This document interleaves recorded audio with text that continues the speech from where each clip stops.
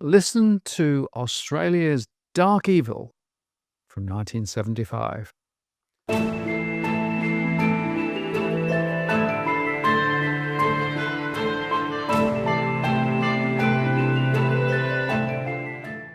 Martin North, John Adams, In the Interest of People. John, this is it. We have attempted, Martin, over the last month to bring the true history of Australia to the public's attention because we both thought it was the public interest.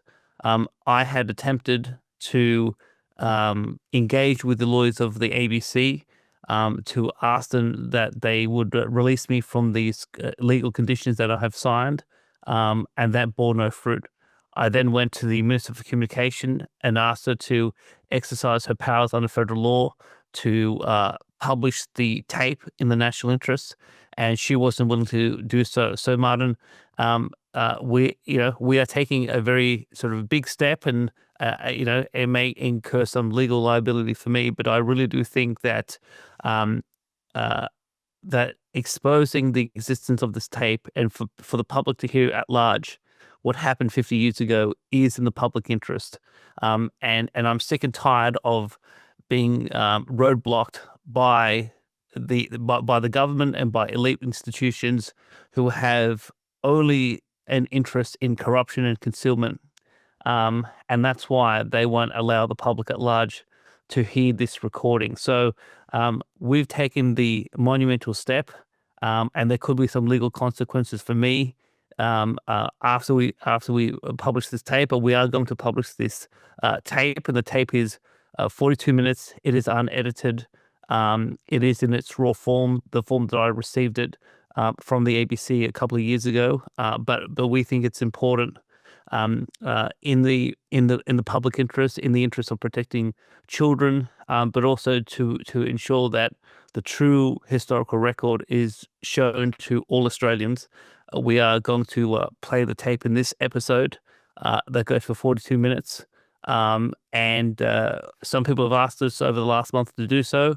I've resisted, thinking that we had other options before us, both legal and political.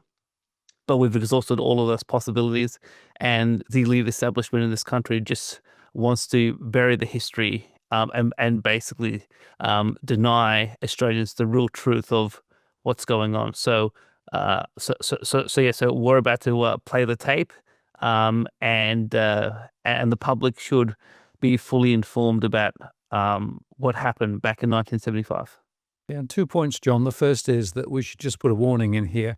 This is a very disturbing piece of media. So just go in with that warning ringing in your ears. The other is there is a chance we may not be able to keep this up on the channel for very long. So it would be good for people to actually take the opportunity to listen to this content whilst they can. But we think it's really important in the interest of the people to actually table this particular event. It is very disturbing, it is concerning, but nevertheless, it is in the interest of the people. So here it is. Good evening, you're listening to Lateline. This is Richard Neville. Tonight's program is about pederasty, which means the act of sodomy between men. But tonight we're using the term as explicitly defined by the Penguin English Dictionary, that is, the homosexual relationship of a man with a boy, which is not to be confused with pedophilia, a term which implies an assault on a young child by a man. In the studios are 3 pederasts, men in their 30s who involve themselves in sexual relationships with consenting boys. With them is a teenager who, since the age of 12, has enjoyed sex with men.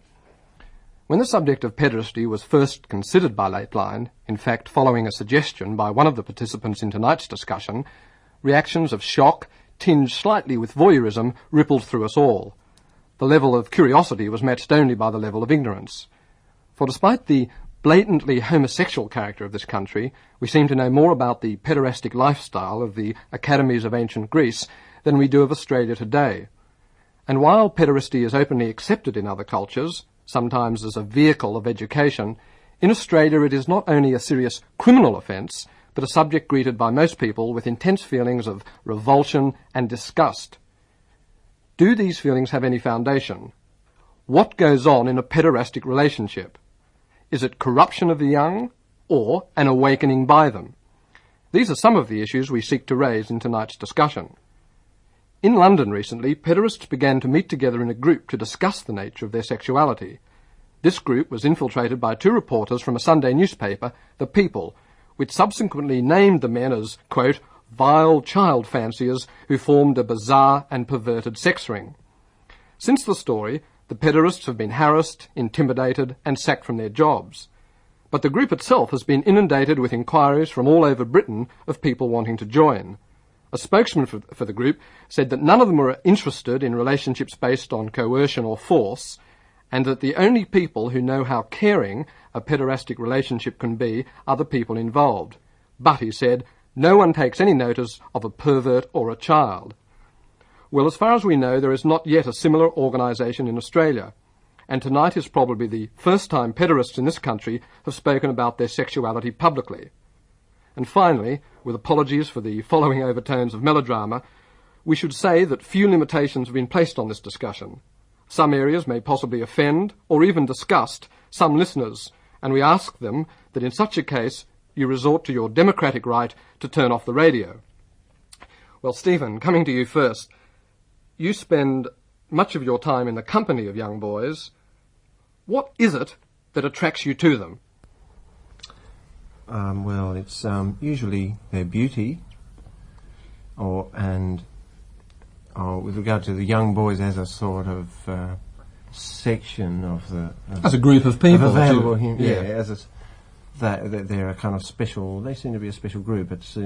I can see quite clearly where the age, this sort of ephebic thing of from 14 to, say, 17, is... and a special sort of being, different from... See, what fascinates me is that you're often in the company of young boys, and yet, in mental terms, or in terms of their kind of ability to relate socially to outsiders, they don't seem to be particularly interested. And I'm just wondering whether you're in their company for solely genital reasons, and you kind of endure this sort of stultifying boredom just so you can really have a fuck. I have sort of felt that, although I didn't feel I was doing that, but I felt that I felt bored with somebody that I was sexually attracted to, but I suppose everybody has, isn't it? But, no, usually I very much enjoy their company, their conversation, and just the sort of patterns of their everything. I can talk to them, discuss things easily with them, and it really, if you compare it, which I guess I have to, because I'm aware that other people have a greater intellectual capacity, say my contemporaries and friends that I see the rest of the time when I'm not seeing young boys. But they, ultimately it doesn't matter what do you do with your friends. You only just sort of say what time is it and talk about the weather or something anyway. Right. Well, to sort of throw the discussion open to anyone, it seems to me that when the subject of pederasty comes up, people react with great hostility towards pederasts, and I think that this reaction can be pinpointed down to a feeling on the part of non-pederasts that by seducing young... Well, first of all, that a relationship between an adult male and a young male, a boy, must be based on exploitation or an element of seduction. In other words, you are using your superior wisdom, wit, sophistication and education to con young boys into fucking you. Well, it amounts to both, Richard, because you use that to seduce them, but also if you love their beauty and you love their youth and their innocence, you also offer them your wisdom and your intellect or whatever it is. You offer them that as, to perchance to stay with you, to be with you, or maybe you even offer to corrupt them. But it works both ways. You use it. It's a way of getting them to go to bed with you, but you're offering them yourself, because naturally when innocence is so beautiful and profound in front of you and you're just offering everything to that, you let your whole self fall out into those innocent eyes and they take over. It's the tempest completely. Well, apart from bribes... Well, Mark, I just want to introduce you. You're a young person, right. So I just want to establish who you are. Go on. Right, well, apart from the bribes and exploitation, I think that the older people using their wisdom in that way show more understanding and are prepared to listen to the younger person who really appreciate that. And that So you can feel have you had when did you have your first sexual experience with a man? How old were you? Well, I was 12 years old. Right. And, Can you describe it for us? That's sort of what happened. Yeah, well, I was in the Police Citizens Boys Club and I was doing a particular sport. And this fellow happened to be in his mid-20s and being in the same class as I was. And we became friends, and he sort of took me out and shouted me to a good time and listened and understood me. And after an interval at a drive-in, he sort of rubbed me up the right way, and we sort of got very quickly down to the nitty-gritty of pederasty. Well, what is the nitty-gritty of pederasty? What is it? Well, or what was it in this case, in any way? Well, he sort of foreplay in such as he rubbed my thighs and sort of massaged me all over, and then took my pants off slowly, which I felt really sexual about because it's so interesting that it was so slow and it was so drawn out and it just sort of built up.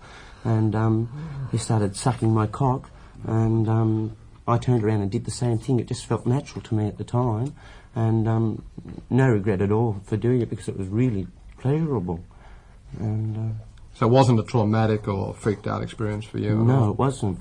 And because it was a new encounter, I really liked it. And it helped me work out my own priorities as far as other people's sex, their colour, and their economic or social backgrounds.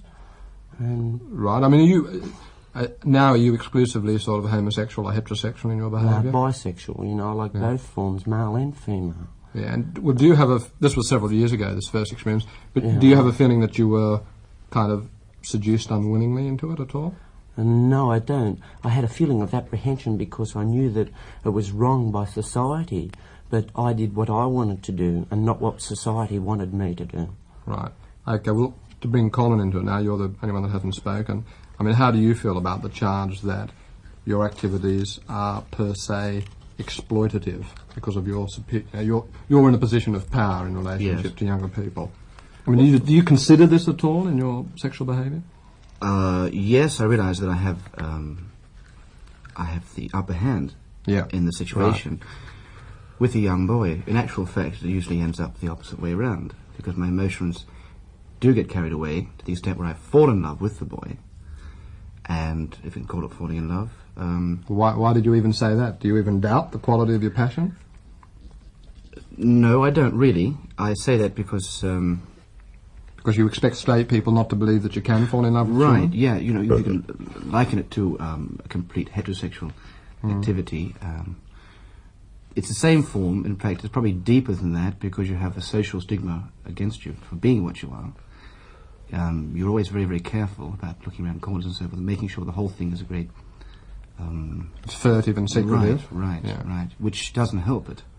No, but perhaps you're probably a bit more secretive than some of the other people at this table, would you say, just as a matter of choice? I mean, I don't... Stephen, you're not particularly secretive, are you? More active, probably. More active, so... Sure, I'm a very active pederast, you know.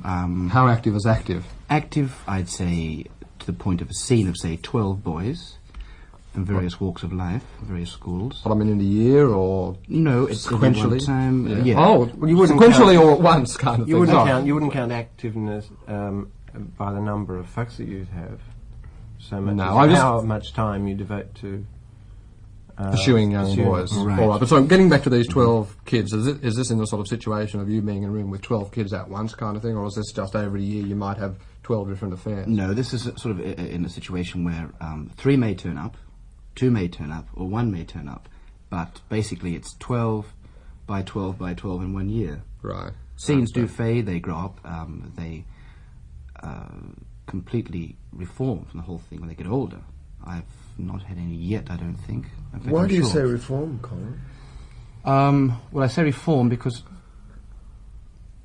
they've gone through that stage of a relationship with me, and they feel that because of social stigma and also natural ideas about a girl and wanting to get into the heterosexual scene, it takes precedence over it, and they just sort of leave.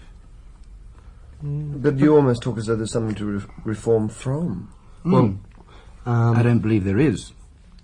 But they do believe this, and there's no way of you sort of even saying this to them and getting it over. There is some way of reform. Can I just come in for a second? Have any of you found that like, boys that you've had scenes with years ago who have now grown up Have you any of you discovered that they are now bitter towards you because you made them have a homosexual relationship in their youth? Yes. You have? Yeah. Really? And have you, do you think their bitterness in their particular cases was justified at all? Oh, no, but not on a sexual grounds. It's just because in my particular case, I usually am drawn to relationships that don't last for 1 or 2 or 3 weeks. They'll last for 2 or 3 years, and they drain me of everything. I end up suicidal in hospitals and all that type of thing. And I use this tremendous intellectual power and offer them all the intellectual things that I have to keep them with me for fear of leaving. And I know the moment the relationship starts that it's going to finish, and I live through that terror all the time the relationship is going. I agree. And the last relationship I conducted is still sort of a very bitter thing, because I used every device possible, every Machiavellian device possible to me, to keep this particular boy with me. Yeah, you seem to triangulate for longer-term relationships. What interests me about Stephen, coming back to Stephen for a second, and one criticism that I think one could make is that one question, because of the variety of sexual experience that you have with young boys and the number of different faces one sees you with over the years, that one asks, well, are you really capable of permanency, of a sort of a deep human relationship, or are you just kind of having a series of basically one-night stands? Yeah, well, basically, I think probably the most delightful sort of really beautiful sexual experiences in my memory were very sort of ephemeral by nature, just passing and almost accidental. And once on a beach in the North Coast, and another time in the mountains, and just with very young boys, because that's the most exciting to me. And theirs was a natural in each of the sort of 4 or 5 times that's happened. It was definitely a natural child's sexual response, and almost like a mutually initiated sexual experience. I think we should talk about this. Who initiates the act? That's something that we should try open. One initiates it, of course. Yeah. One does if one presumably, at the risk of sounding defensive, I mean, anybody does, a playboy or a... Right. See, what's interesting, I don't think that we know so much about relationships that sort of older women have with girls. I don't think there's even a word for it. I mean, it seems to go right back in history, this relationship of older men with younger boys. I mean, one just thinks of Plato sitting around with his pupils, and part of the price that kids in Greece paid for Plato's knowledge was, part of the knowledge was sexual knowledge as well. So it's a very long historical activity that you're all involved in, and I'm just trying to explore the nature of kind of, is it uneven really, or do you think that kind of children are highly sexed and that they in a way seek out a relationship with an older man? Of course they do. They do on buses, they do in the streets of Bondi Junction. If a boy gets a buzz on you, and it's mutual, and you feel this, and if you sort of stopped and talked to that boy in the street, like I nearly did the other night, this 15-year-old boy on the bus, and he got off and I got off as well, and I was going to sort of talk to him. I knew that all the people on the bus were watching, and I knew that, I was almost at a state I was going to sort of grab him on the bus. He was so innocent and so beautiful, and well, of course he was turning me on completely, and he knew he was flaunting his virility and sexuality. It was sort of, I nearly came in the bus. Colin, what is it that attracts you to boys?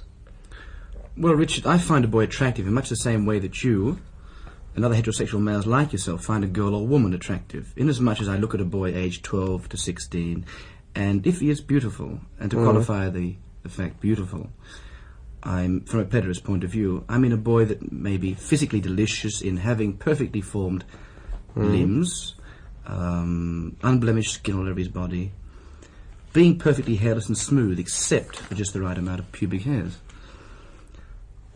A boy that's face is a picture of angelic beauty, a face that shows all that he's thinking, a face that has no fears of expression.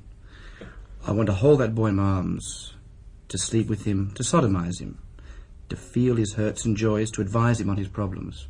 It sounds almost like a poem that you've got sort of ingrained in your psyche. I mean, one of the first things that strikes me about that is that you're really robbing him of any of the boy's individuality. You are objectifying a fantasy.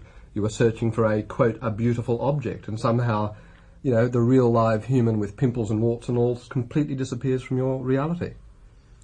Well, basically, physically, yes, I'm attracted to a beautiful boy, and he must be a beautiful boy for me to be attracted to him.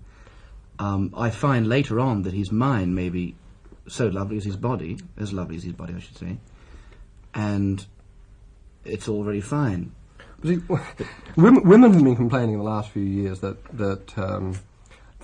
men are sexist because they have objectified the idea of womanhood, you know, basically through Playboy magazines and so forth, you know, completely just holding up the blemishless body as the ideal. Now, it seems to me that you're doing exactly the same thing with children. Would you agree? I mean, Richard or Yes, Stephen? well, I think what you're doing, as Richard says about you, Colin, that you're objectifying, and I think the reason you're doing this is out of guilt. And I feel that you really don't want to be homosexual, which you don't regard yourself. You regard yourself as a pederast. And so you have these relationships which are so totally beautiful because you really don't want to be involved with the boys at all.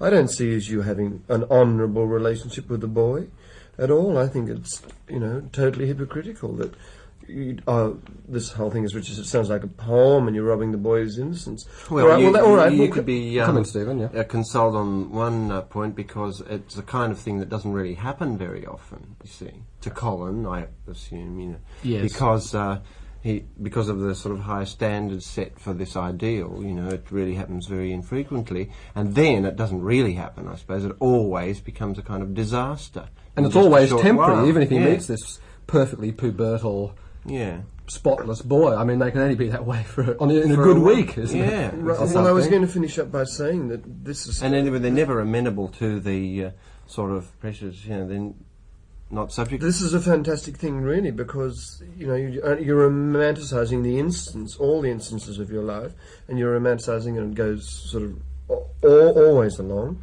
and that, you know, it's not going to ever differ for you. You're never going to establish a permanent relationship. You'll just be sort of an endless romantic. But I still think that it's guilt that makes you decide you're not a homosexual, that you're a pederast, and that you have anal guilt and rat fear and all that type of thing, and that you see boys as objects of such innocence that they're not involved in that, and then you can just sort of perpetrate yourself on that. Well, I think that's probably part of the nature of pederasty too, that it's very romantic in the sense of maybe just a sort of symptom of or a result of all the media thing and the movies and Hollywood and everything like that, and the whole romantic idea. It seems to be imposing that on this strange relationship. Yes, I mean, right, Stephen, I agree there. In as far as, I mean, I enjoy the romanticism of a boy affair. I enjoy teaching him so much that his father, or the absence of a father, can't give him. Usually, I find that all the boys that I've known over the years, either they have the absence of a father or a father they would like to have in me. What sort of things do you teach them, quite seriously? I mean, do you think that they get from their relationship with you? Well, basically boyish things like riding, shooting, hunting, fishing, anything like that. Anything pertaining to boyhood, which they can't find that their father in their father. Their father Well, has that's an time. objectification, a really heavy one for a start, because a lot of boys are probably interested in reading and listening to music and... Certainly, yes, if they have cultural Lying sort of about. thoughts or anything like that. Of course, I mean, I can certainly discover these things with them, quite capably. But basically, they want to do all the physical things that a boy wants to do at that age, between the ages of, say, 12 and 16. Oh, boy. Which is brilliant. But when you start out, sorry, just to pursue Colin for a second, with you know, going on a kind of rather butch weekend with a boy or something, I mean, how soon do you make it apparent to a boy that you have sexual interest in him? I mean, what I'm trying to ask is there a stage where the child is conned into basically thinking he's going on a sort of hunting, shooting, butch trip with you, and then sort of halfway through the weekend... Yes, yes. There is a desire there straight away that I want to really sleep with that boy.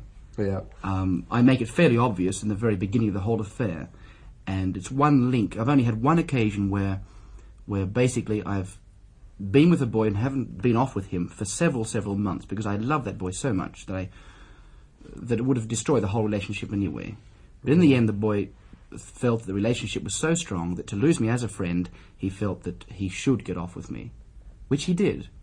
And when that's he the did, difference between a pederast and a dirty old man. A dirty old man is somebody who makes his intentions apparent immediately. Yes, basically it And a is. pederast is Right. somebody who sort of gets them into all kinds of other sins. Well, as what well. There's And no then feeling maybe for the boy sort of- himself at all. It's a physical thing, and just wham, I'm here 1 minute and gone the next. Which Well, is that's dirty the old boy man. himself, I'd say. Yes, but talking of the dirty old man. Doesn't that strike any of you as being a bit exploitive to the boy, that you are conning the boy? No, No, not no. at all. Can I just say Yes, come here on, that Richard. boys of that age are naturally commercial in this society or in any society, and if they're going to be given lollies or a Honda or a ride on a motorboat and just to have their cock pulled or get off or something, if they're 11 or something, and a bit later on they might want something more. More. No, it's not exploitive at all, because the boys want these particular things that are around them, and they... Well, anyway, Mark, you're the youngest one of all of us by about 12 years. Why don't you comment about that? Well, I think a dirty old man starts with he wants sex and that's all he wants. And he just comes straight out and does it roughly.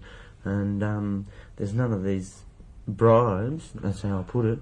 And I want those things too, you know. I'd love to have a Honda if I could obtain it through this way. It's only another way of making a Honda, and that's really commercial.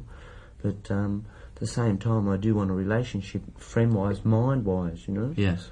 But don't you think that you are risking the danger of causing a trauma in a young boy who hasn't kind of worked out what his sexual instincts are? Who's not yet the boy is going to be But they're going to- traumatised by they're very society young and by the family necessarily, not anyway. necessarily. But It's look, possible. young children don't necessarily know what their sexual Well, I suppose predilections young And they don't boys know- and young girls get traumatised all the time By various politics, people, by their girls as family, well as anything. boys. It Or doesn't even relate to 30-year-old boys. women who have never sort of, might easily be traumatised by the baker. Anybody might be traumatised. But with boys, I don't think it's a particular... No, because very often they do have a sexuality, quite, a secret sexual life that they would never dream of confiding to their parents. It's impossible, although it's quite...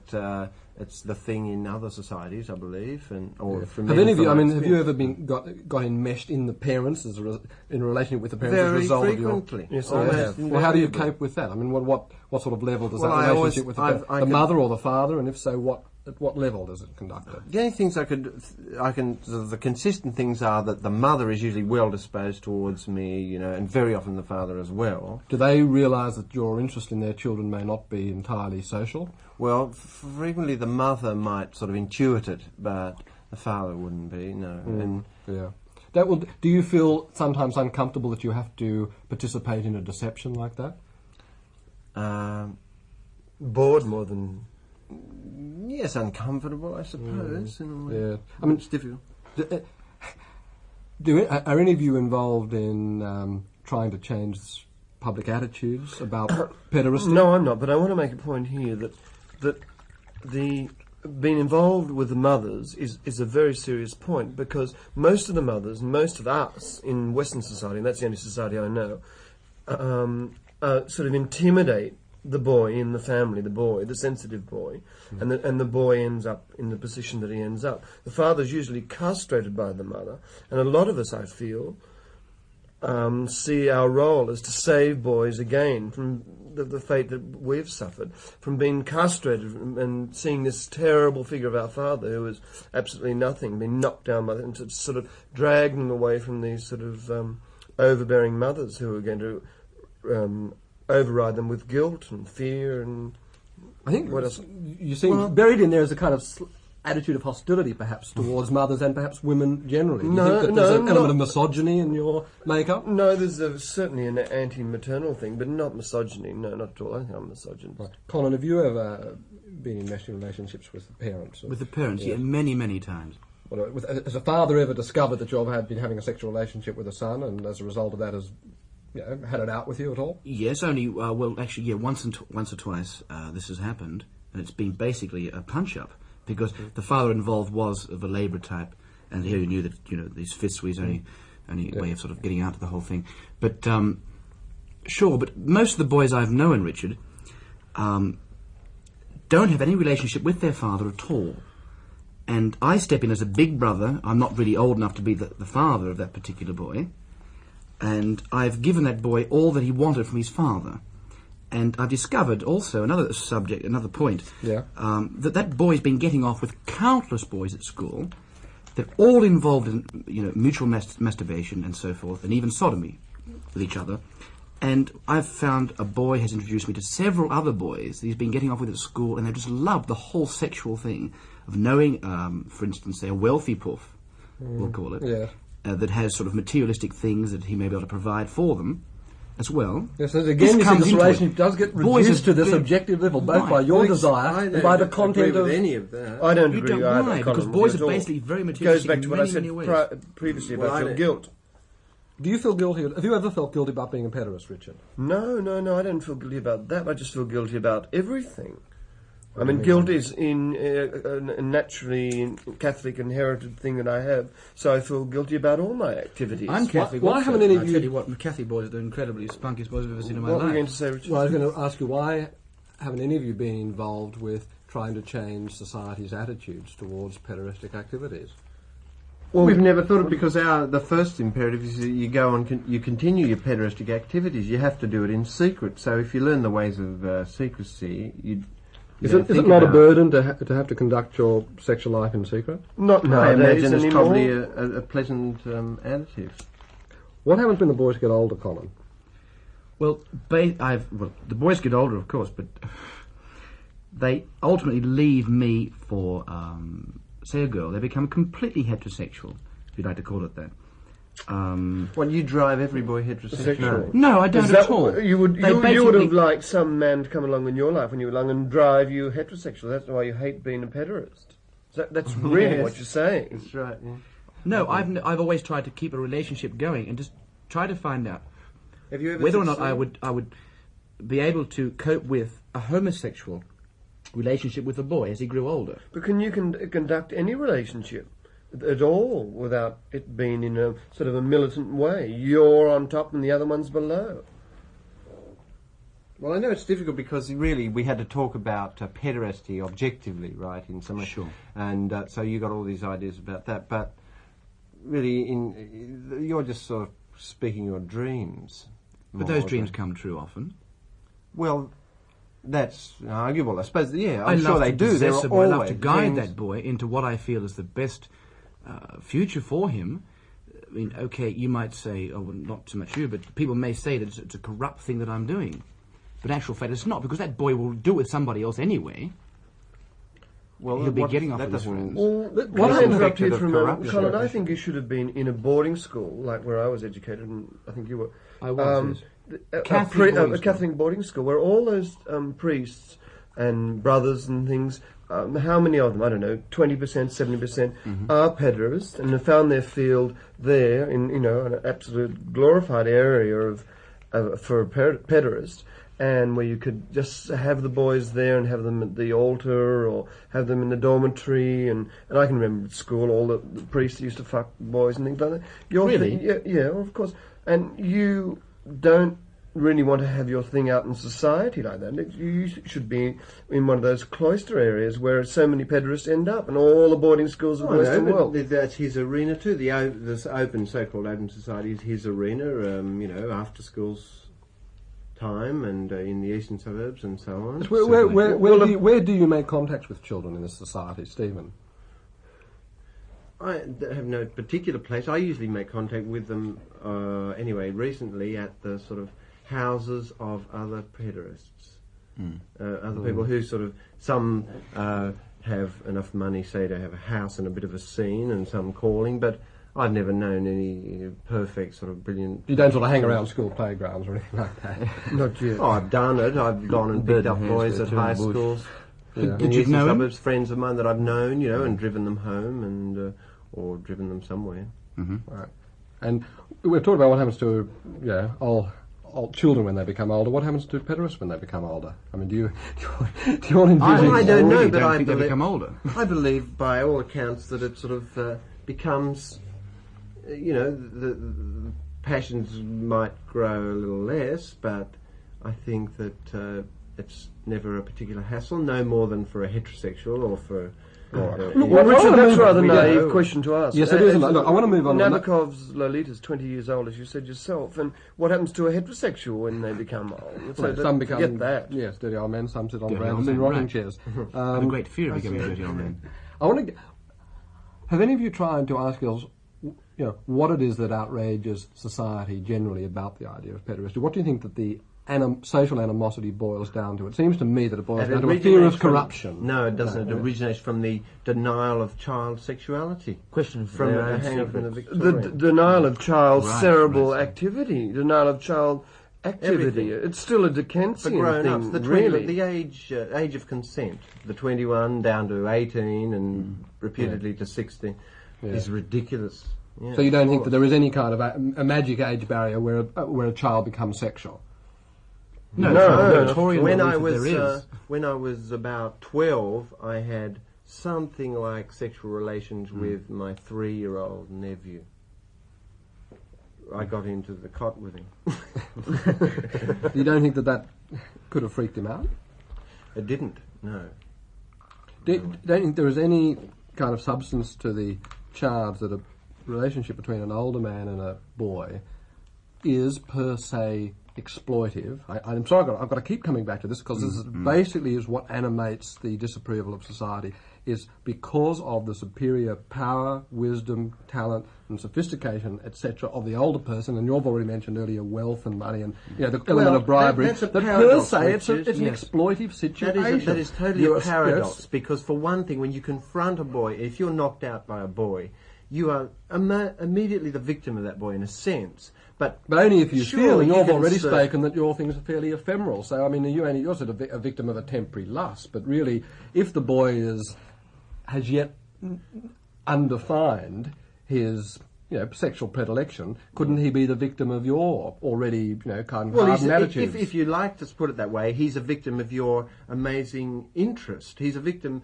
because you're interested in maybe the things that he's got to say, and you fall prey to him. That's what it's more like, the feeling of that you fall prey to a boy if you're lucky enough to meet a beautiful boy, and all right, you're fascinated by what he's got to say. You've got. So he starts to talk, and then, of course, he's knocked over by the idea that you're this grown person who's able to understand and interact with him. Interestingly, my theory, though, is that we become the victims because the boy still has life ahead of them, all of adolescence and all of sort of early manhood, and we become the victims because we're looking back on youth and wanting to recapture it and gain it and recapture the feeling of being, feeling the expectations of life. So we become the victims. The traditional I always idea do. of victim Anyway, is always we that did that in you're boyhood, you're moving in on the sacred area of virginity, but that's a sort of hangover. Virginity is just an illusion because it's a Victorian morality thing. Because Mark, have you ever felt that you've been corrupted or in a situation where you're being exploited by an older person's power?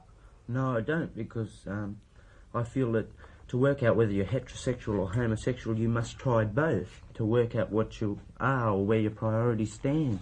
I think doing either one of these opens or makes you more aware of the avenues of life, and that's helped me greatly decide what I want first. That sort of thing. well, I think the polarization of homosexual and heterosexual is just like communist and capitalist. Really, it's just some kind of panic about, think it's a false about dichotomy. morality. Yeah. Because it's just sort of undifferentiated sexuality, and children are the perfect example because they have that integration and they respond immediately to anything sexually, and everybody's known surely that they can respond to anything, even music, in a sort of sexual Only way. because they want to know. I want to get back to the point that why society condemns so much, and it's been answered quite fully, I think. But I think that the reason is because children are not only just denied their sexuality, they're denied their political thought, they're denied any social activity, they're denied, then they're even taxpayers, but they can't vote. And they're sent to schools and they're being conditioned. They're denied everything. They're not people. They're non-people. They're in ghettos like blacks or whoever you like to mention. Sure. And that's why society can't see, that young man, they couldn't be fucking each other, and they don't even think in those terms.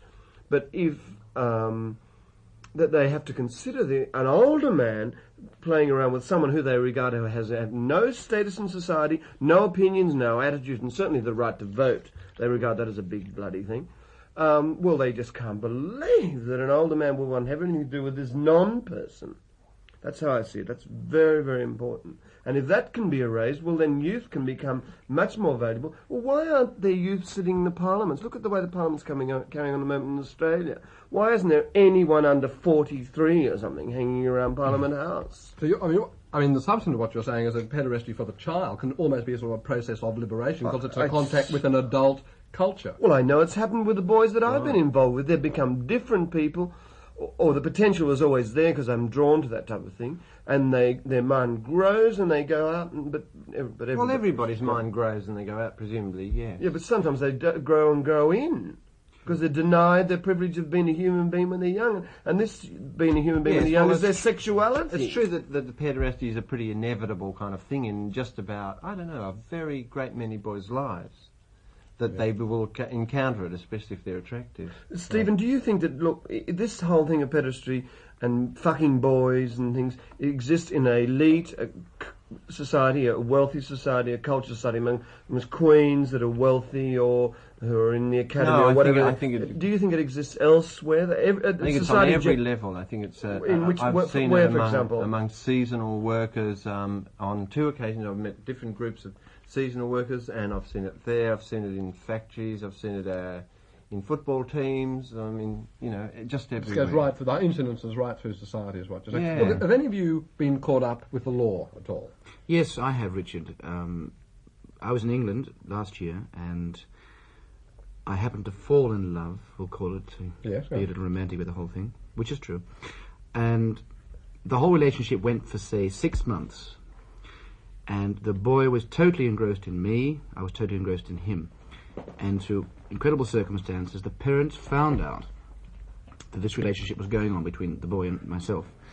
And straight away, without any thought of repercussions toward the boy and his mental outlook and the whole thing, they summoned the law and they had me charged with the whole thing, thinking in their naive way that the law would deal with me within a few days and I'd be locked up and that'd be the end of me.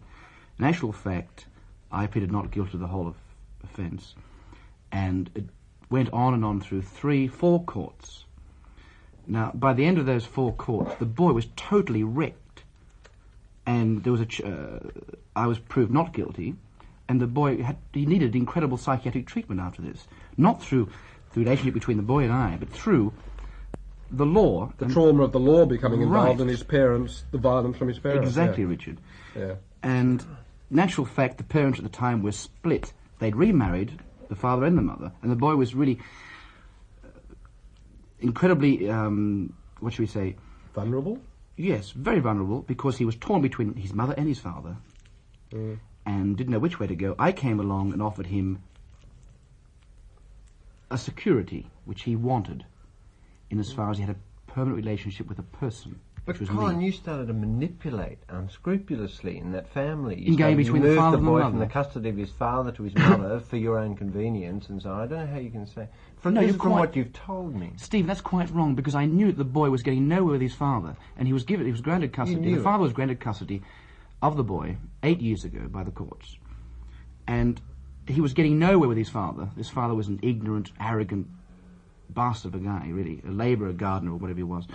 And but see, maybe your attitude to the father is based on a kind of jealousy, that you really want to play the father role with these children. And so you are, so the father, there's no father who could be a good father in your eyes. So you won't have to admit that you are a pederast. I think that many times pederasts have been victimised in the courts in that way, by being dragged through, and the boy has been betrayed and embarrassed, and the whole thing has been unfruitful, Certainly.